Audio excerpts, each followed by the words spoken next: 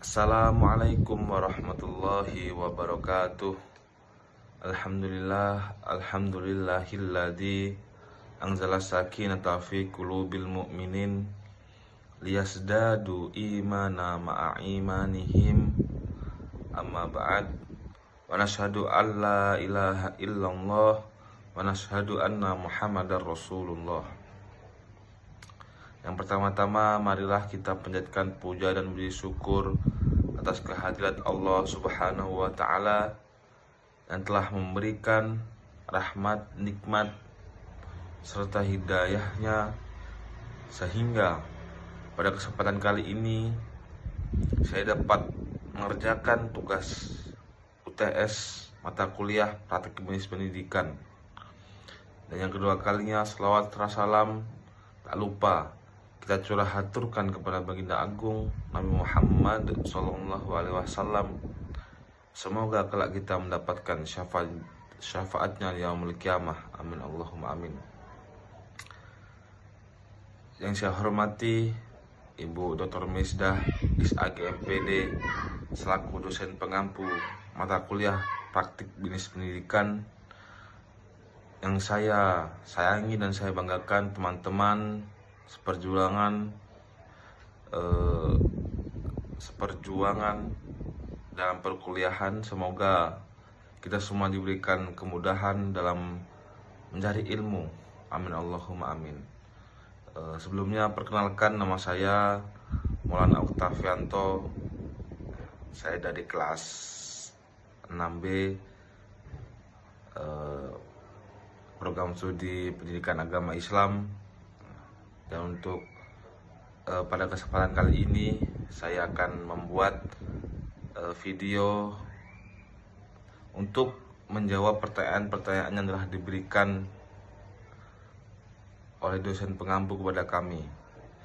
Jadi pada kesempatan kali ini ada 3 pertanyaan yang ingin saya sampaikan.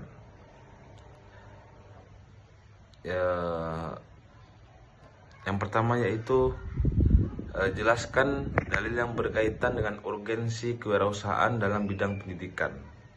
Nah, jadi ketika kita sebagai orang umat Islam, ya, tentunya ketika kita mendengar kata dalil, kita akan langsung terfokus kepada satu atau dua hal, yaitu Al-Quran dan hadis. Nah, jadi yang ingin saya jawab adalah bagaimana sih urgensi kewirausahaan dalam bidang pendidikan dan apa saja dalil yang terdapat di dalam Al-Quran. Nah, jadi kewirausahaan dalam bidang pendidikan ini dapat dijelaskan melalui berbagai dalil Al-Quran dan hadis yang mendorong manusia untuk berusaha. Nah, jadi kita sebagai umat Islam tuh ya, sudah diperintahkan untuk senantiasa berusaha untuk mencari rezeki, mencari karunia Allah, mencari kebaikan. Nah, sehingga dengan itu kita dapat menciptakan kemanfaatan bagi diri kita maupun orang lain. Nah, jadi ada salah satu dalil penting nih dalam Al-Quran, yaitu di dalam surat At-Taubah ayat 105 yang berbunyi, A'udzubillahi minasyaitonirrajim, Bismillahirrahmanirrahim. Wa qul i'malu fasayarallahu 'alaikum wa rasuluhu wal mu'minun. Nah, yang artinya, dan katakanlah bekerjalah kamu ya, maka Allah akan melihat pekerjaanmu, begitu juga Rasulnya dan orang-orang mukmin. Nah, di dalam ayat tersebut sudah disampaikan bahwasanya wa qul i'malu, dan katakanlah, bahwasanya kita itu diperintahkan untuk bekerja ya. Kita sebagai umat Islam sangat menghargai kerja keras, kreativitas, dan juga tanggung jawab dalam berkarya. Nah, selain itu juga terdapat dalil lainnya ya, yaitu dalam surat Al-Jumu'ah ayat 10 yang berbunyi, A'udzubillahi minasyaitonirrajim, Bismillahirrahmanirrahim. Faida qudiyatis sholatu fantasiru fil ardi wabtagu min fadlillah. Yang artinya, apabila sholat telah dilaksanakan, maka bertebarlah kamu di bumi carilah karunia Allah. Jadi ayat ini sudah juga menegaskan kembali bahwasanya Allah Subhanahu wa taala telah memerintahkan kepada kita untuk bertebar. Artinya kita mencari di muka bumi ini berupa karunia Allah. Nah, jadi ayat ini dalam konteks pendidikan kewirausahaan ya, memang diperlukan ya, agar lembaga pendidikan mampu berkembang dan mandiri secara ekonomi tanpa meninggalkan nilai-nilai pendidikan. Nah, itu adalah urgensi dari kewirausahaan. Karena bukan hanya sekedar kita di sekolah nih cuman berjualan, tapi juga kita menerapkan inti-inti dari kewirausahaan itu. Nah, kemudian kita masuk ke pertanyaan yang kedua, yaitu jelaskan faktor-faktor yang mempengaruhi keberhasilan pengelolaan bisnis pendidikan. Nah, jadi yang kedua ini faktor-faktor ya. Jadi faktor apa aja nih yang bisa mempengaruhi agar pengelolaan bisnis pendidikan ini dapat berhasil gitu. Nah, jadi keberhasilan pengelolaan bisnis pendidikan dipengaruhi oleh berbagai faktor ya, yang saling berkaitan gitu ya. Faktor yang pertama yaitu kualitas sumber daya manusia ya. Jadi yang pertama ini yaitu dari pelakunya sendiri, yaitu sumber daya manusianya. Ketika kita memiliki sumber daya manusia terutama seperti pimpinan, guru dan tenaga pendidikan yang profesional atau kompeten, nah, itu akan menentukan arah perkembangan nih lembaga pendidikan kita mau diarahkan kemana gitu. Nah, itu faktor yang pertama. Yang kedua adalah faktor manajemen yang baik. Nah, jadi tadi kan yang pertama sudah kita faktor yang pertama adalah SDM, sumber daya manusianya harus berkualitas. Nah, yang kedua harus adanya faktor yang kedua yaitu harus adanya manajemen. Manajemen ini merangkup ya 4 hal yang sudah kita ketahui kan. Yang pertama ada perencanaan, yang kedua ada pengorganisasian, yang ketiga ada pelaksanaan, dan yang keempat ada pengawasan. Nah, jadi agar bisnis kewirausahaan kita berhasil dalam bidang pendidikan, yang pertama kita harus melakukan perencanaan dulu nih. Jadi apa-apa yang mau kita lakukan, kita rencanakan dulu. Kita misalkan mau buat koperasi sekolah, kita rencanakan apa-apa yang mau dijual di situ. Nah, itu harus butuh perencanaan. Yang kedua, pengorganisasian.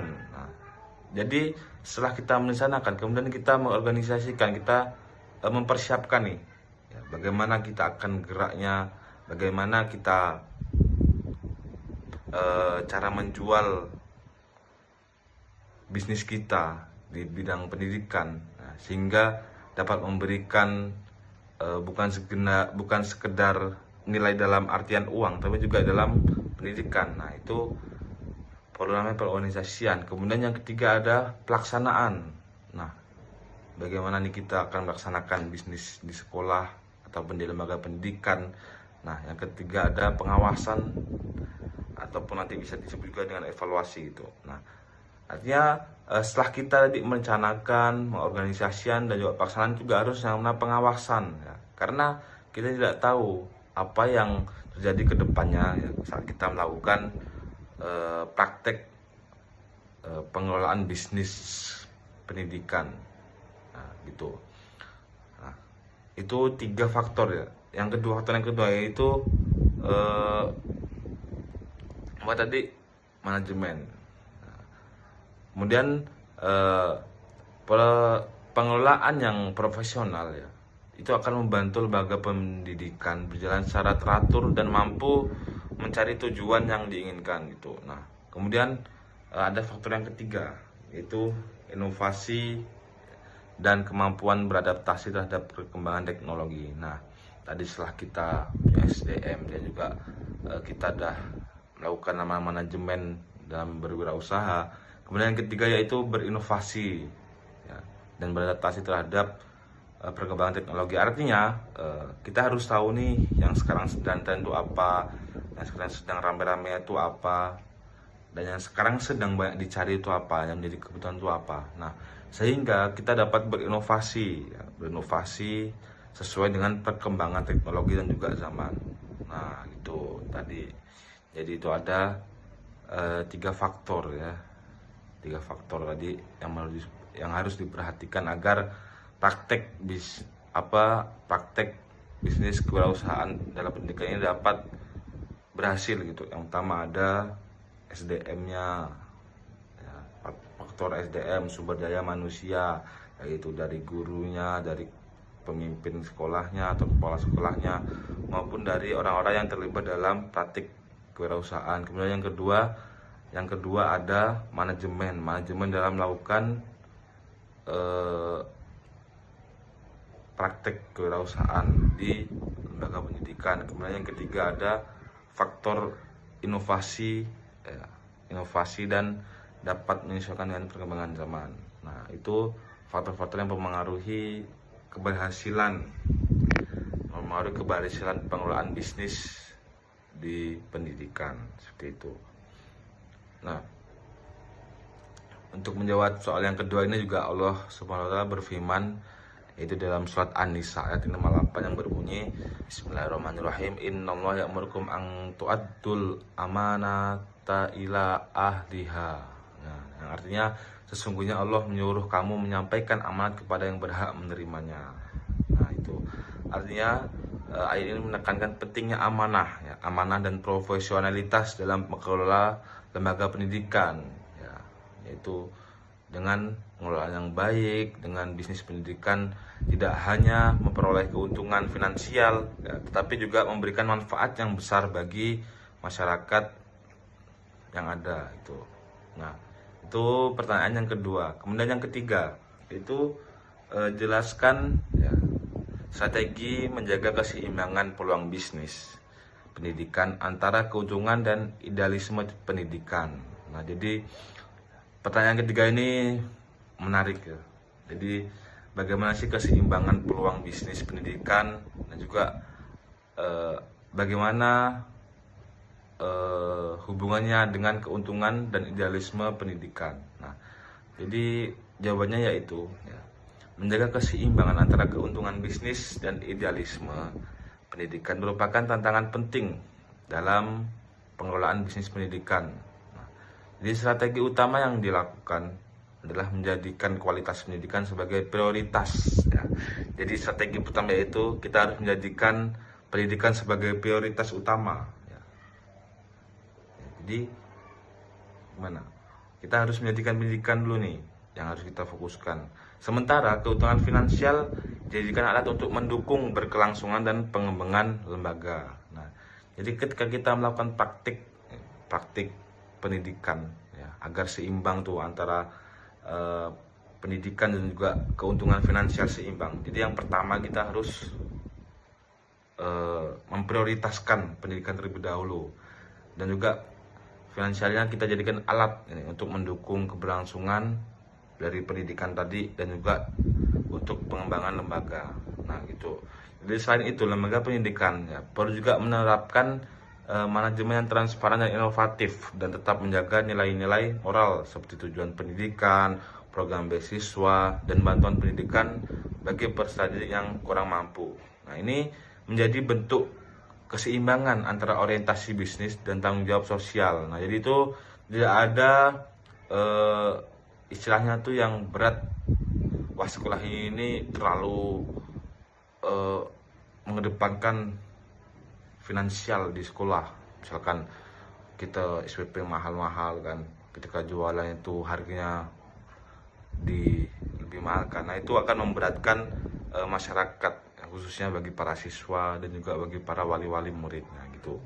Nah, jadi ternyata prinsip keseimbangan ini sesuai dengan firman Allah, yaitu dalam surat Al-Qasas ayat 70. Ya, jadi prinsip keseimbangan ini sesuai dengan firman Allah SWT dalam surat Al-Qasas ayat 77, yang artinya, dan carilah pada apa yang telah dianugerahkan Allah kepadamu, yaitu kebahagiaan negeri akhirat, tetapi janganlah kamu melupakan bagianmu di dunia. Nah, jadi ayat ini sudah mengajarkan bahwasanya manusia harus mampu menyeimbangkan ya, antara kepentingan dunia dan akhirat. Nah, dan dalam bisnis pendidikan, keuntungan ekonomi memang penting, tetapi idealisme pendidikan dan nilai kemanusiaan harus tetap menjadi tujuan utama. Nah, artinya tujuan utama dalam praktik bisnis pendidikan yaitu tetap fokus pada tujuan utama, yaitu mendidik, dan juga pendapatan finansial tidak menjadi bagian utama, tapi juga menjadi bagian untuk mengembangkan, untuk menunjang keberlangsungan proses pendidikan dan juga untuk memajukan lembaga pendidikan seperti itu. Nah, mungkin cukup sekian yang dapat saya sampaikan. Kurang lebihnya mohon maaf. Terima kasih untuk semuanya yang telah memberikan like dan komen dalam video ini. Kurang lebihnya mohon maaf. Nun wal qamama yasurun. Wassalamualaikum warahmatullahi wabarakatuh.